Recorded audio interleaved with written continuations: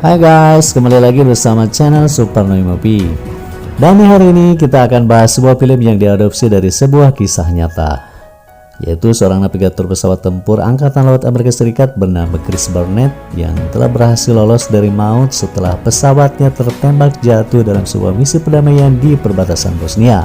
Sementara di sana ia harus bertahan hidup berhari-hari dari buruan tentara separatis Serbia.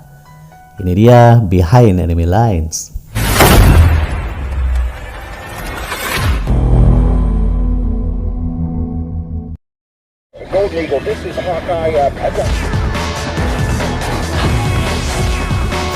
Pada tahun 1945, kapal induk USS Carl Vinson milik Amerika Serikat yang dipimpin oleh Laksamana Leslie sedang mengemban sebuah misi di bawah bendera NATO di Laut Adriatik. Misi ini latar belakangi ketegangan konflik antara pasukan Serbia dan Bosnia-Herzegovina yang mengharuskan campur tangan NATO untuk menyelesaikan konflik tersebut. Pengakuan atas kemerdekaan Bosnia dari pihak Amerika Serikat dan negara-negara Eropa menjadikan konflik semakin meruncing antara etnis Muslim Bosnia dan separatis Serbia. Konflik tersebut merujuk dalam sebuah rencana perundingan perdamaian. Tetapi meskipun begitu, pihak NATO dan dalam hal ini Amerika Serikat masih melakukan pengintaian dengan pesawat-pesawat tempurnya ke atas wilayah tersebut untuk mencegah hal yang buruk bagi kedua belah pihak. Salah satu pilot yang ditugaskan dalam misi tersebut adalah bernama Letnan Jeremy dan navigatornya bernama Letnan Chris Burnett, yang pada saat itu Chris secara diam-diam berniat ternyata akan mengundurkan diri dari militer Amerika karena ia merasa jenuh atas semua pekerjaannya yang hanya diturunkan dalam misi pengintaian saja dan dalam bukan perang yang sesungguhnya.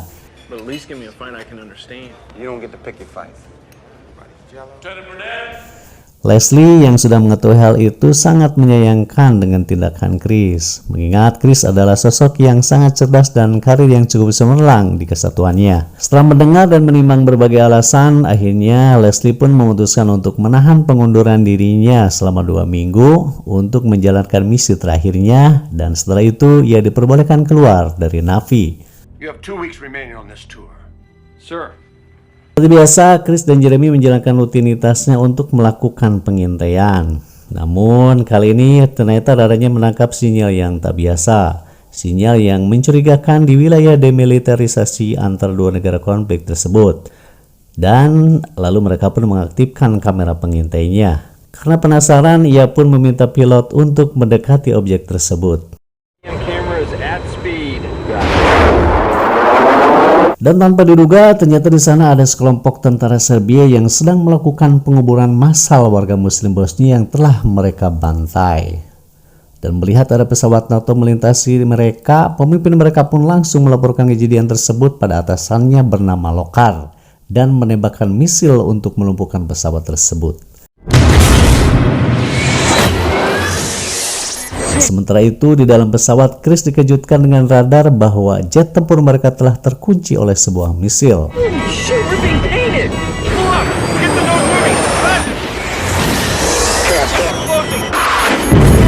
Ternyata satu misil berhasil mereka lumpuhkan meski dengan sangat susah payah, namun misil yang kedua mendarat tepat di bagian belakang ekor pesawat mereka dan hingga terbakar.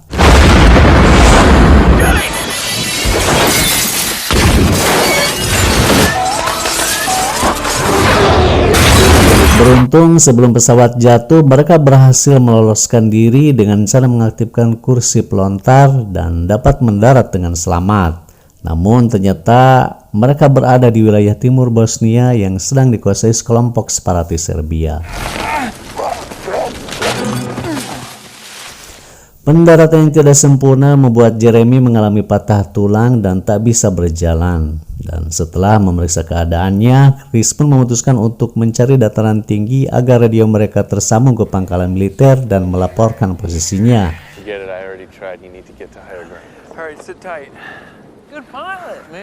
Saat Chris menuju sebuah bukit untuk mencari signal radio, tanpa diduga tentara Serbia telah sampai di titik Jeremy berada. Dan karena tak ada senjata, Chris pun hanya bisa menyaksikan diri dari jauh sambil memikirkan cara untuk menyelamatkan kawannya tersebut. Sementara itu, Jeremy tampak sedang menginterogasi pemimpin mereka yang bernama Lokar. Selain menanyakan tentang misinya, Locker juga bertanya dengan siapa ia menjalankan misi tersebut. Jeremy pun menegaskan bahwa ia hanya seorang diri saja. Dan setelah merasa cukup mendapatkan informasi, Locker pun menyuruh Sasha untuk mengeksekusinya. Melihat temannya dieksekusi, Chris pun terkejut dan dengan refleks ia pun berteriak. Dan tentu saja hal itu membuatnya ketahuan, lalu tentara Serbia pun menembakinya dengan bom babi buta.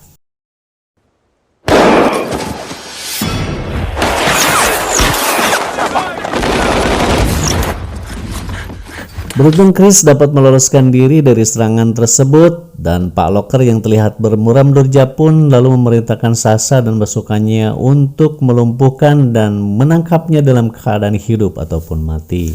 Setelah berlari cukup jauh di medan yang cukup terjal, sampailah ia di sebuah bukit dan di sana Chris mencoba menghubungi kembali pangkalan militernya. Lalu Leslie pun meminta Chris untuk segera menuju titik lokasi penjemputan karena tim evakuasi akan segera menuju ke sana. Namun Piquet melarangnya. Ia tidak memberikan izin tim evakuasi untuk terbang ke sana. Just make your way to the rally point. 06 copies out.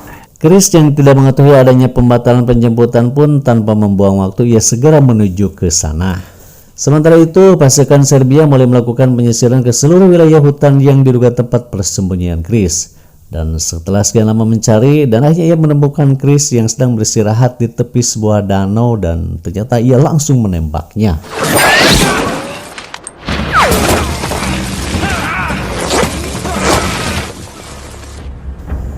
Chris yang berhasil lolos dari tembakan itu dan kembali berlari ke tengah hutan dan sampailah ia di titik koordinat penjemputan yang telah direncanakan.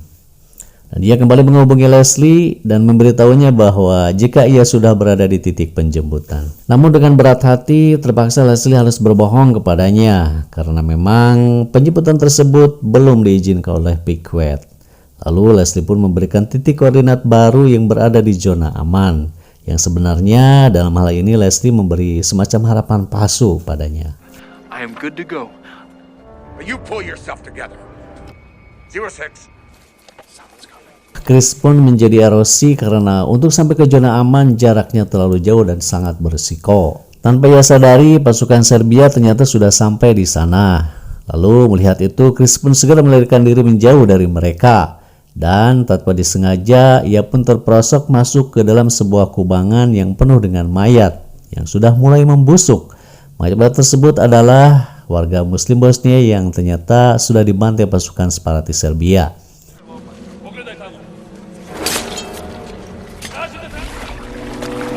Di antara mayat-mayat tersebut, Chris bersembunyi untuk mengelabui mereka. Dan setelah keadaan aman, ia pun melanjutkan pelariannya dan sampailah ia di sebuah reruntuhan gedung yang dipenuhi dengan ranjau. Dan saat ia akan pergi, tiba-tiba tentara Serbia telah menyusulnya. Dan ketika salah satu dari mereka dengan tak sengaja menginjak tali pemicu ranjau tersebut, Chris pun harus bergerak dengan cepat dan langkah yang tepat menghindari ledakan ranjau-ranjau itu.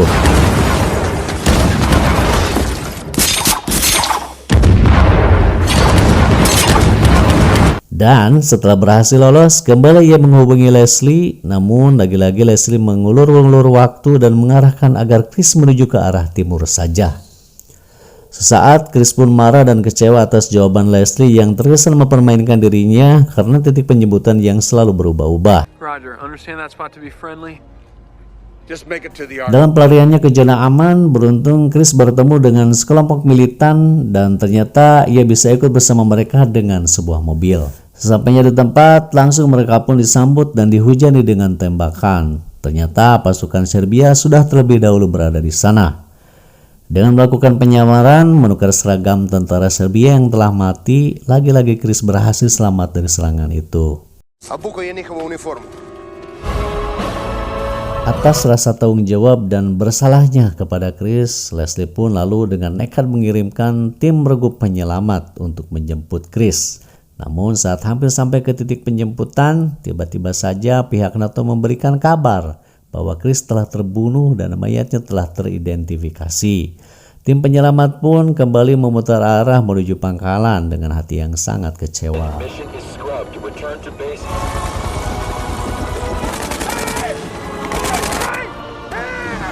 Di tengah keputusasaan, tiba-tiba Chris teringat tempat jatuhnya kursi pelontar yang dilengkapi alat signal frekuensi suara saat ia melihat patung Maria di atas bukit. Dan lalu ia pun bergegas menuju bukit tersebut. Dan setelah menemukannya dan memastikan bahwa alat itu masih berfungsi, lalu ia pun segera mengaktifkan sinyal suaranya agar bisa terdeteksi oleh pangkalan militer AS dan agar bisa menjemputnya.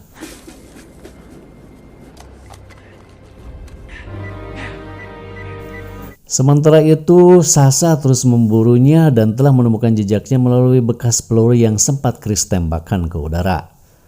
Signal yang dinyalakan Chris pun telah terdeteksi di radar kapal induk mereka dan mereka pun beranggapan bahwa Chris ternyata masih hidup. Oleh karena itu, tak menunggu lama lagi, Leslie pun memerintahkan anak buahnya untuk mempersiapkan penjemputan. Dan dia yang akan memimpin langsung operasi tersebut, meski sebetulnya Laksamana Picquet sebagai atasan Leslie pun tidak pernah mengizinkannya. Gentlemen, let's go get our boy back.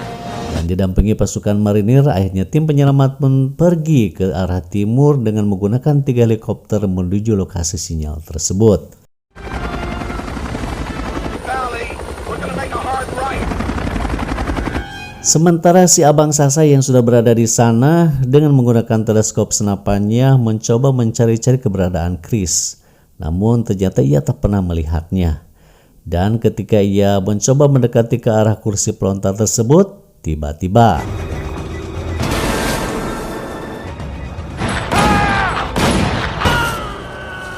Chris muncul dari tumpukan salju dan langsung melepaskan tembakan mematikan kepada Sasha dan akhirnya Sasha pun tamat.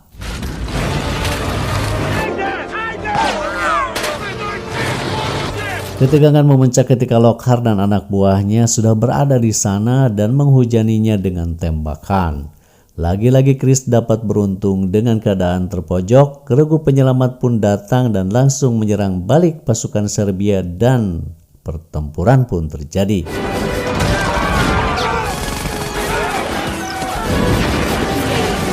Sebelum ia menyelamatkan diri, Chris pun mengambil bukti rekaman yang berada dekat kursi pelontar. Dan dengan bersusah payah, akhirnya ia berhasil selamat meski dengan cara yang cukup dramatis.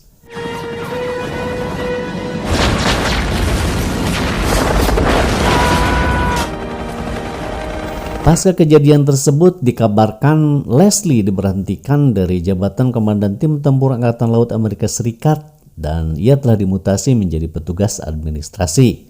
Sedangkan Chris yang awalnya ingin mengundurkan diri, ternyata ia memutuskan untuk tetap berada di Angkatan Laut. Dan pada akhirnya ia telah berhasil membawa bukti rekaman penguburan massal warga muslim Bosnia yang membuat Lockhart dan pasukannya dijatuhi hukuman sebagai penjahat perang. Dan film pun selesai. Terima kasih saudara-saudaraku sudah menyimak video ini sampai selesai. Dan jangan lupa subscribe, like, dan komen dan sebagainya. Dan ingat, jangan lupa sholat 5 waktu. Terima kasih.